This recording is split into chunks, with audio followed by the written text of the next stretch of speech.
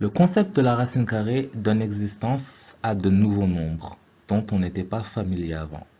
Si on commence avec une ligne de nombres, on avait commencé avec 0 et en classe primaire, on a appris à compter 1, 2, 3, 4, 5, etc. jusqu'à plus l'infini.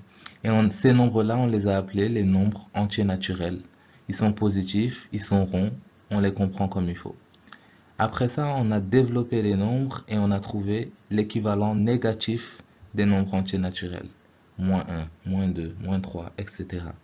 Et on les a appelés des nombres entiers, tout simplement. Et les nombres entiers, c'est le nombre entier naturel plus ces nouveaux nombres-là que nous avons créés. Moins 1, moins 2, moins 3, etc.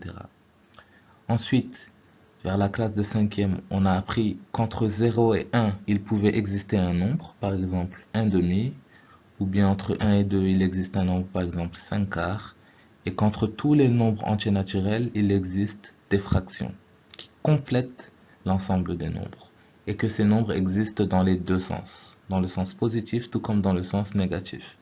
Et ces fractions-là, on les a appelées les nombres rationnels, qui englobent et les nombres entiers et les nombres entiers naturels, plus de nouveaux nombres que nous avons appelés des fractions.